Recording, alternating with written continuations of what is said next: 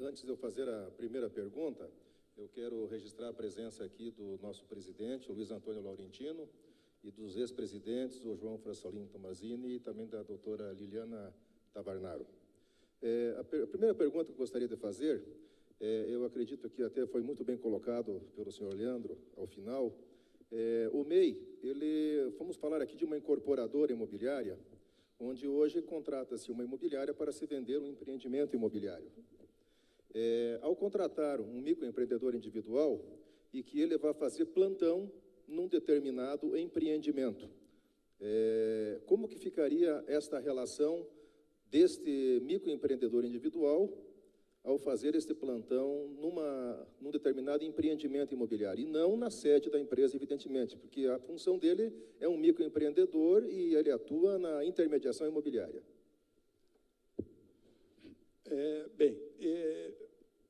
Vamos analisar esse ponto, que é um ponto interessante, sob o ponto de vista seguinte. A situação está entrando agora, nós não tínhamos essa visão ainda. Então, é um fato novo, é uma nova regra, é uma nova atividade ao MEI, a atividade imobiliária. Eu, particularmente, num primeiro momento, eu vejo que o simples fato do plantão, de trabalhar num regime de plantão, como é comum a atividade imobiliária, nos lançamentos ou nos pré-lançamentos, né? É comum a existência de um cronograma de plantão, eu vejo como inerente à atividade do MEI. Eu não viria, num primeiro momento, nenhum perigo, vamos dizer assim, em se manter essa situação. Nós não estamos mantendo o cumprimento de horário, nós estamos mantendo o cumprimento de uma situação. Ele vai ficar sábado e domingo de plantão naquele empreendimento. No outro sábado e domingo é outro. No outro sábado e domingo é outro. Esse é o meu, faz parte, é inerente à atividade do corretor de imóvel. É normal, tanto o empregado quanto, digamos, o MEI. Então, essa é a minha opinião de momento. Eu não vejo risco nesse primeiro momento. Porém, gente, nós temos que observar o seguinte, isso é uma questão que não nos traz na lei nenhum respaldo, um respaldo objetivo.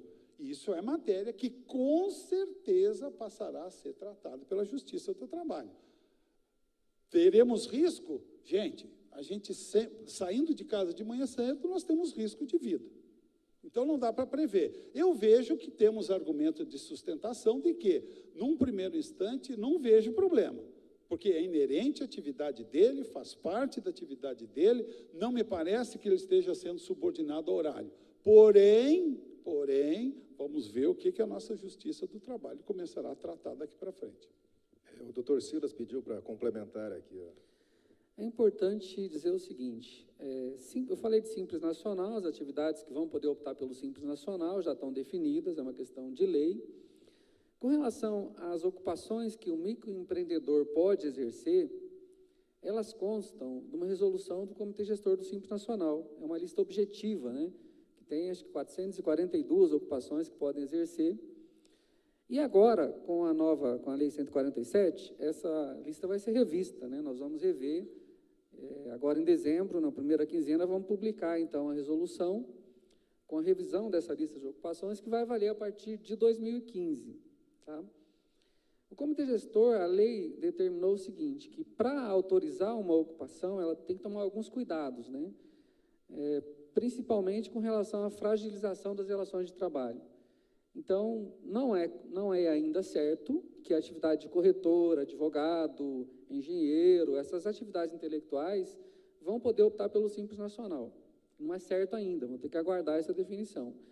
E tem outro fator que talvez possa, o Comitê Gestor vai avaliar também, é que o microempreendedor é um empresário individual, registrado na junta comercial, né? De acordo com o artigo 966 do Código Civil. E esse artigo 966 do Código Civil, no seu parágrafo único, ele diz o seguinte, que um exercente de atividade intelectual não pode ser empresário, não pode ter a figura do empresário, salvo se constituir elemento de empresa, né? Então, tem uma discussão teórica sobre isso, mas é um fator que pesa também. Então, em tese, por exemplo, um advogado, você pode ter uma sociedade de advogados, pode, Mas você não pode ter um empresário individual advogado. Hoje o direito brasileiro não permite isso.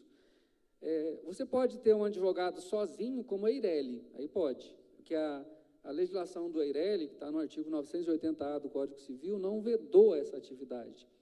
Então, você pode ter um corretor Eireli, você pode ter um advogado Eireli, pode ter um médico Eireli, pode ter um comerciante Eireli, pode tudo lá. A lei só não permite atividade ilícita, mas o resto, como Eireli, pode qualquer coisa. Mas o MEI é o empresário individual do artigo 966 do Código Civil. Então, isso, provavelmente, eu não estou afirmando que vai poder ou não, mas, com certeza, vai influenciar a decisão do comitê gestor com relação às novas ocupações do MEI. Como sociedade, sem problema. Sociedade, tranquilo, pode optar pelo Simples Nacional normal, mas como MEI, provavelmente, vão ter essas restrições. Essa pergunta direcionada ao Silas. É considerado locação de imóvel próprio aquele que o sócio da imobiliária coloca na sua imobiliária o seu apartamento para ela alugar e administrar? Não, não é considerado. Na verdade, nós temos aí a questão do critério, do princípio da entidade, né? Então, você tem a empresa e tem um sócio. A empresa é uma sociedade e tal, e o sócio tem um imóvel particular no seu nome, diferente, não está no nome da empresa, então pode prestar serviço de locação para a pessoa física tranquilamente. Nós outro para o Laudelino aqui, então. Uma vez feita a opção, por exemplo, o lucro real, qual será a dificuldade para se reverter para o lucro presumido ou simples? E, igualmente, para reverter da desoneração para o regime normal? Bom, na realidade, não existe nenhuma dificuldade, né? Na realidade, você faz análise para ver se não tem vedação. Não tendo a vedação, você, no ano seguinte, ao recolher o primeiro tributo, o primeiro DARF, você faz a opção pelo lucro real presumido. Tá? Então, não há um dificultador em relação a isso, né? A desoneração da folha talvez fosse com o Leandro, para mudar da desoneração para outra. Eu entendo que não é possível, porque a desoneração ela não é uma opção. Não, ela não é opção, ela é obrigatoriedade. obrigação. Não tem como reverter, né? Perfeito, não teria como. Não teria. Se tem uma atividade que está com a folha desonerada, está fora do Simples Nacional, né? Exerce aquela atividade, não é uma opção a desoneração. A lei, ela manda que seja obrigatório. Perfeitamente. A desoneração, em momento algum, foi cogitada pela nossa legislação inicial como opção. É uma das causas que geram algumas ações judiciais aí, justamente isso. É impositivo. Relacionou na lei a atividade, ela é automaticamente desonerada, pelo bem ou pelo mal, aumente a contribuição ou não. O Simples Nacional é opcional. Então, opta pelo Simples Nacional, opta por aquele conjunto, né? Mas quem está fora do Simples Nacional e está desonerado, é obrigatório. As empresas de construção civil que estão no Simples Nacional, aí tem uma particularidade também, né? Estão no Simples Nacional, mas são anexo 4, e muitas dessas atividades estão desoneradas. Então, aí, ela tem o Simples Nacional para o resto e tem a folha desonerada à parte. Então, tem as duas coisas. Uma construção civil tem as duas partes, né? Tem o Simples Nacional e tem a folha desonerada fora do Simples Nacional. Doutor Silas, se a empresa optar pelo Simples por se enquadrar dentro do limite de faturamento e no decorrer do período, esta empresa tem um crescimento e ultrapassa o teto limite, qual o procedimento? É calculado excedente ou tem que optar por outro regime? Pergunta de Valdecir Bonfim. Se ultrapassar até 20%, é 3.600 o limite. Se for até 4.320.000, ela permanece no Simples Nacional até o final do ano, paga lá, as alíquotas são majoradas 20%, mas fica até o final do ano, e no outro ano está fora do Simples Nacional. Agora, se ultrapassou em mais que 20%, passou de 4.320.000, então, a partir do mês seguinte da ultrapassagem, já passa a recolher o regime normal, já passa a estar fora do Simples Nacional já no mês seguinte, quando esse excesso ultrapassa 20%. Laudelino, compra e venda de imóveis, ganho de capital. Essa incidência seria sobre imóveis adquiridos ou incorporados ao capital social pelos sócios? Bom, aqui acho que vale a pena destacar que sobre os imóveis adquiridos, claro, tem o ganho de capital na alienação ou na venda. Nos imóveis incorporados ao capital, existia aí uma discussão no mercado, etc. Mas os imóveis que são incorporados ao capital, eles devem fazer parte do imobilizado. Então, a 12973, ela trouxe uma novidade aí para firmar a posição da própria Receita, dizendo que, independente da classificação fiscal desses imóveis, se eles vão ficar no imobilizado, ou se você vai levá-los para a propriedade para investimento, que é permitido, ou se você vai classificá-los nos estoques, quando alienados, quando da sua alienação, ocorre o ganho de capital.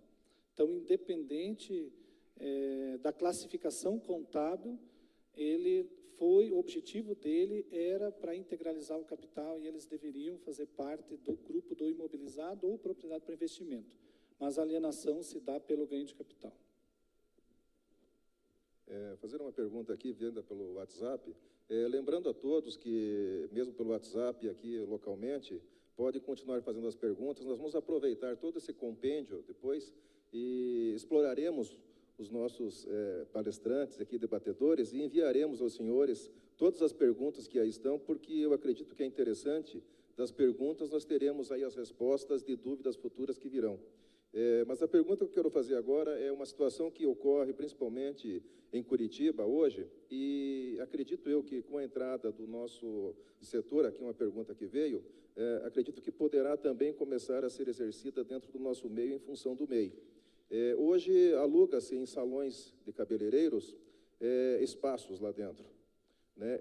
Como que seria considerado, tanto na área aqui, eu acho que vai para os nossos 3 debatedores aqui e palestrantes, como que ficaria no caso de uma empresa imobiliária alocar espaço hoje para que um MEI exerça a sua função lá dentro, ele pague o aluguel desta sala, como que fica no sentido tanto da questão trabalhista, quanto na questão também do simples, como que isso seria encarado?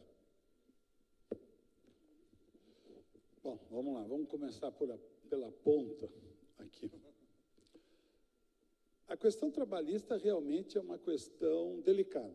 Nós temos esse mesmo exemplo trazido nessa questão em outras atividades.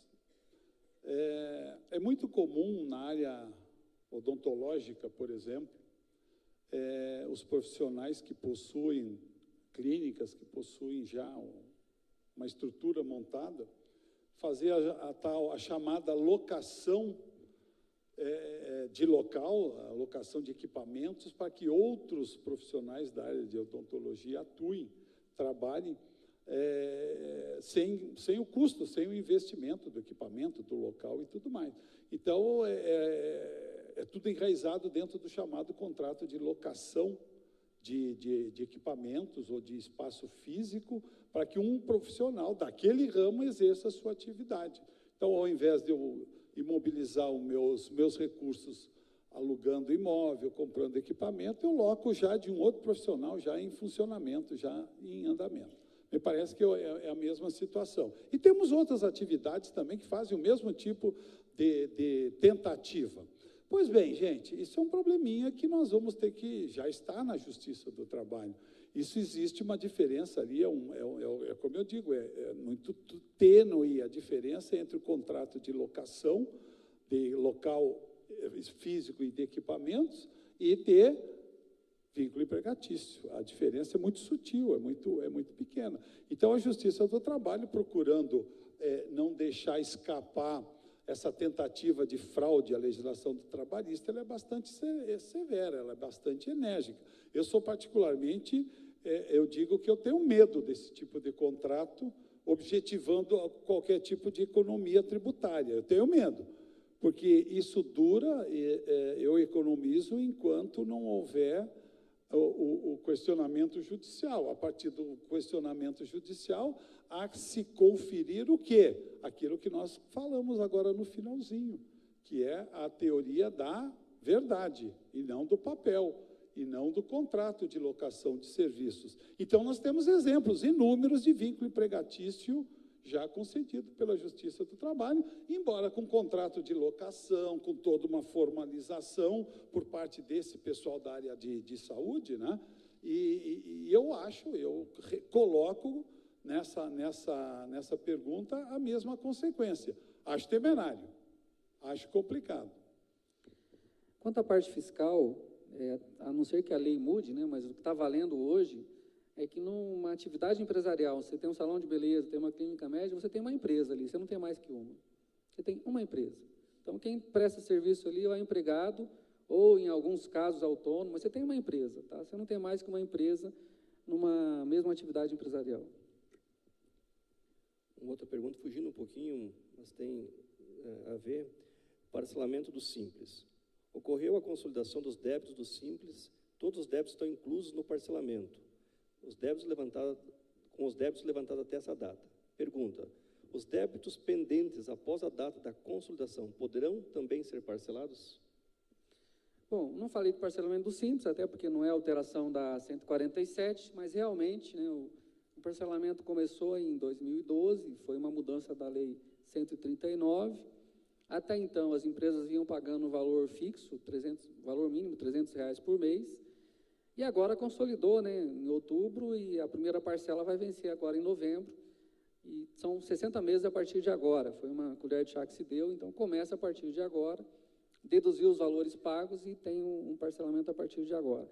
Os novos parcelamentos, concedidos a partir de novembro, já paga a parcela mínima já no início, né, o deferimento fica condicionado, paga a parcela mínima não, pega o valor, consolida, divide por 60, paga a primeira parcela e pagando a primeira parcela tem o parcelamento deferido, como qualquer parcelamento convencional em 60 meses. Esse que foi consolidado já pode pedir um novo parcelamento? A Instrução Normativa da Receita Federal diz que pode pedir 2 parcelamentos por ano. Na verdade, o que vai acontecer é que pode desistir do parcelamento e fazer um novo parcelamento, incluindo novos débitos.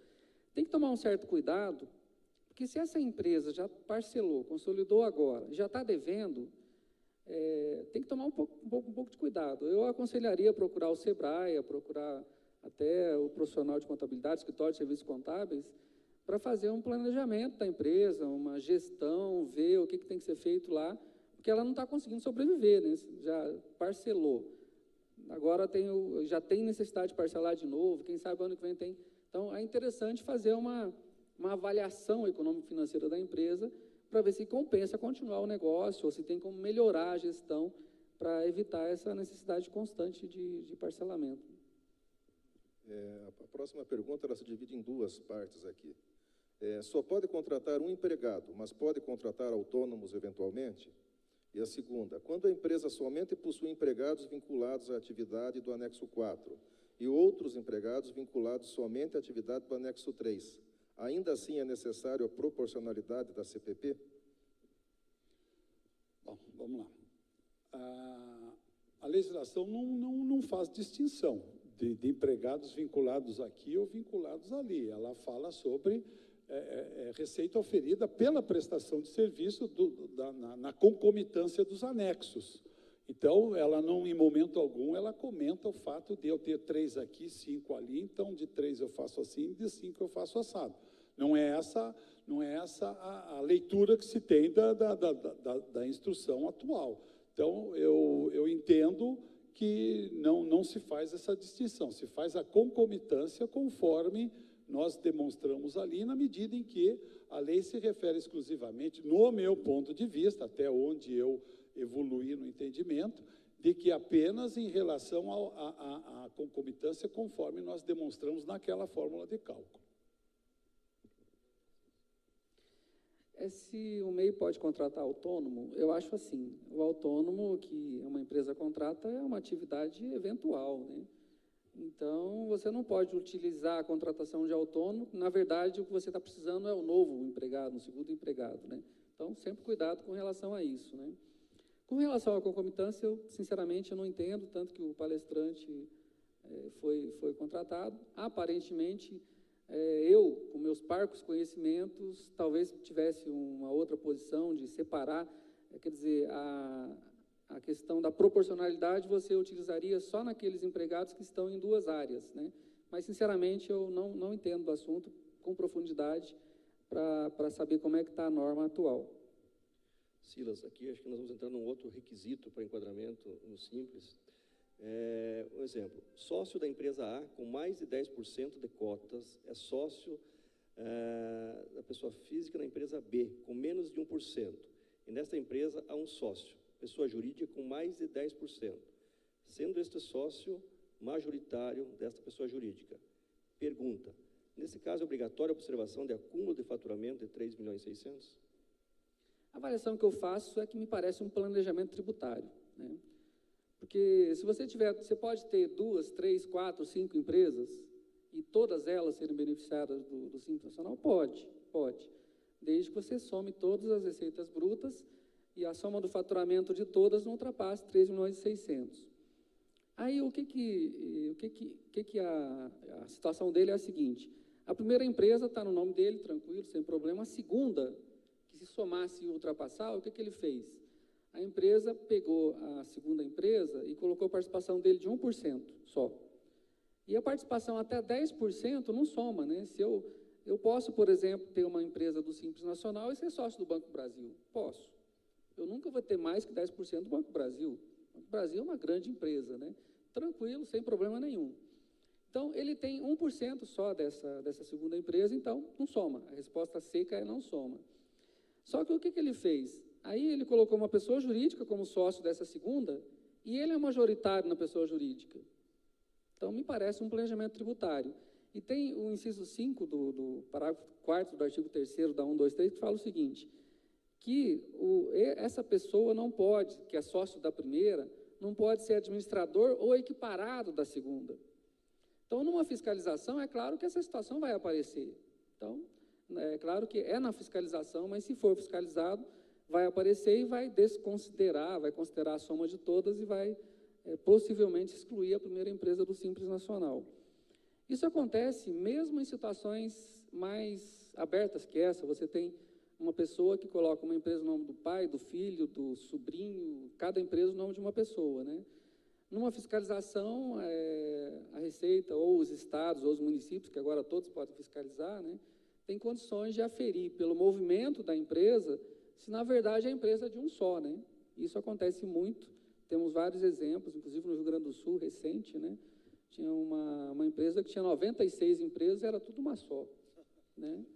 Juntou tudo, lançou tudo numa só e acabou, né? Então, é claro que essas situações só aparecem em fiscalização, mas se aparecerem, a situação jurídica, mesmo na parte tributária, é desconsiderada.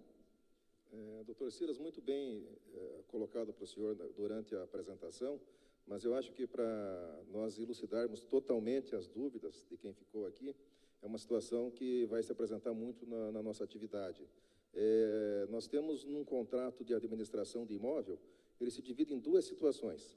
A primeira que é quando nós vamos efetivar a locação, que eu pelo menos entendi que isso é intermediação e estaria na tabela 3, e na sequência nós vamos continuar administrando esse imóvel, onde recebemos, na primeira recebe um aluguel inteiro, que é a intermediação, e posteriormente, comumente é 10% de administração. Segrega-se essas receitas ou entende-se toda ela como intermediação? Eu gostaria que o senhor dissesse que é tudo intermediação para nós, mas... As receitas são segregadas. Aquela receita que ela foi obtida para fazer até o fechamento do negócio, né, mesmo aquele sinal lá inicial do negócio, é intermediação anexo 3. Aquele valor que recebe mensalmente pela administração é anexo 5. Segrega mês a mês, tranquilo. E fiquem tranquilos que o aplicativo de cálculo solta o valor certinho, tá? Não precisa fazer no Excel, não. É bastante tranquilo. Outra pergunta. O recolhimento do INSS de 20% das notas fiscais do MEI é devido a partir de que data? Para aquelas atividades que sempre teve, né, que é hidráulica, mecânica de veículos, alvenaria, aquelas atividades que são excepcionadas lá, desde sempre, desde que o MEI foi criado, em julho de 2009. Né? Então, para essas atividades, alvenaria, hidráulica, elétrica, né? Então, nessas atividades, contratou, considera como contribuinte individual, tem cota patronal de 20% e tem que colocar no GFIP como contribuinte individual, colocar na folha de pagamento, como o Leandro falou. Agora, para as demais, não. Para as demais, fica como se nunca tivesse tido, porque a revogação da obrigação foi retroativa. Eu quero registrar que nós tivemos, via web, aí, picos de 300 pessoas assistindo. em determinados momentos, de acordo com a palestra e o interesse. Nosso público presente aqui foi de 300 pessoas também. Então, entendo que nós, até aqui, estamos atingindo o objetivo nosso, que é levar, mesmo para quem não, pelo próprio espaço nosso aqui reduzido, atender aqueles que estivessem fora. Posteriormente, já com a autorização dos nossos debatedores e palestrantes, essa palestra, no seu conteúdo completo, será disponibilizado na internet, tanto nos canais do Secov, como também do Sescap. O Sebrae, o César, já colocou para nós que vai disponibilizar a tabela para o cálculo automático. Então, nós, quando disponibilizarmos, também estaremos disponibilizando já a planilha para o cálculo a todos aí. Eu gostaria que o Mauro, para encerrar aqui, e também agradecendo, viu, Mauro, o pronto atendimento do Sescap. Eu acho que foi uma primeira parceria nossa que eu considero um sucesso, e nós temos muito em comum, principalmente na nossa área de administração de condomínios, as administradoras, os próprios condomínios. Eu acho que nós temos que caminhar juntos. Nós somos aí, o nosso mercado são mais de 20 empresas e condomínios no Paraná, e precisamos muito dessa união aí junto com o Sescap. Então, eu vou dar a você aí a honra de colocar a última pergunta ao pessoal, e dizendo que nós passaremos aos nossos debatedores mais uma vez para criarmos um compêndio sobre as dúvidas todas que nós temos aí. Eu encerro aqui a minha participação e agradeço a todos mais uma vez da presença e pela oportunidade de estar aqui debatendo e sendo um dos mediadores, juntamente com pessoas de extremo conhecimento, como podemos ver aqui. Muito obrigado. Bom. Quero aproveitar, então, para encerrar também, agradecer, Luiz Carlos, você, a toda a equipe do Secov, pela parceria no evento. Realmente, como tu comentou, é o primeiro evento de muitos que nós realizaremos juntos, certamente. E nós não tivemos a oportunidade, na fala nossa, de comentar a respeito da parceria que nós assinamos, o termo de parceria. Ele se estende, além desses cursos, treinamentos que nós iremos realizar, estende-se para o atendimento da certificação digital para todas as empresas associadas e representadas do Secov. Então, todas as atividades que o Secov representa, condomínios, incorporadoras, administradoras de bens, poderão adquirir o certificado digital através do Sescap Paraná, com preço de associado do Sescap Paraná. Então, os benefícios dos nossos associados estão sendo estendidos aos representados do Secov. Então, usufruam desse serviço que está sendo disponibilizado através do Secov. Também, eu quero fazer a última pergunta, então, Silas. Uma obra cujo proprietário seja uma obra pessoa física, desculpa, está aqui. Como será o controle referente à vedação do Simples quando os sócios tenham como contratante do serviço algum vínculo de pessoalidade e subordinação?